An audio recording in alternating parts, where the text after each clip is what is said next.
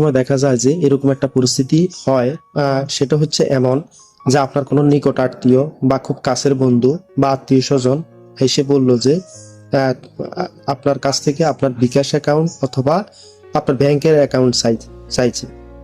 তার এই bank account বা বিকাশের অ্যাকাউন্ট চাওয়ার উদ্দেশ্য হচ্ছে সে কিছু টাকা আনবে, যেটা আপনার ব্যাংকের অ্যাকাউন্ট অথবা বিকাশে ঢুকবে, তারপর আপনি সেটা বাইর করবেন।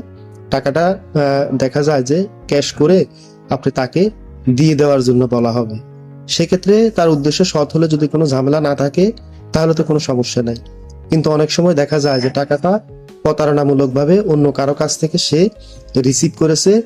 সে এরকম পরিস্থিতিতে তার অ্যাকাউন্ট বা তার বিকাশে সেগুলা ক্যাশ না করে সে চাইছে যে আপনার অ্যাকাউন্টে করার জন্য। সেক্ষেত্রে আপনি সরল মনে তাকে বিশ্বাস করে বিকাশে বা টাকাটা আপনার অ্যাকাউন্টে রিসিভ করলেন, রিসিভ করার পর তাকে দিলেন এবং কিছুদিন পরেই দেখা যায় যে একটা প্রতারণার মামলা হলো।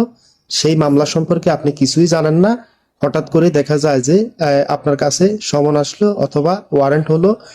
সেই ক্ষেত্রে আপনি দেখা যায় যে একটা জটিলতায় পড়লেন, অথচ দেখা যায় যে আপনি তার আগে পরে কিছুই জানেন না, শুধুমাত্র আপনার বিকাশে অথবা আপনার ব্যাংক অ্যাকাউন্টে টাকাটা রিসিভ করার জন্য এরকম পরিস্থিতিতে আপনি পড়েছেন।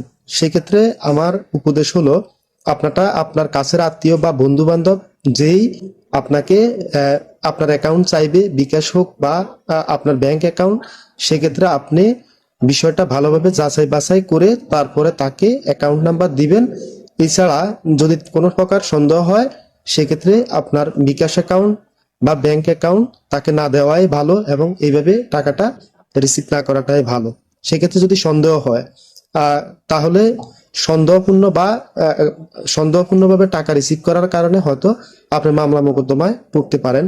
এই জন্য আপনার অ্যাকাউন্ট বা বিকাশ নাম্বার দেওয়াটাকে আপনি অ্যাভয়েড করেন। আর যে ক্ষেত্রে দেখা যায় যে কোনো প্রকার ঝামেলা নাই সেক্ষেত্রে আপনি রিসিভ করতে পারেন। এই জন্য ব্যাংক অ্যাকাউন্ট বা বিকাশ অ্যাকাউন্ট দেওয়ার পূর্বে এবং টাকা রিসিভ করার পূর্বে আপনি অবশ্যই ভেবেচিন্তে করবেন।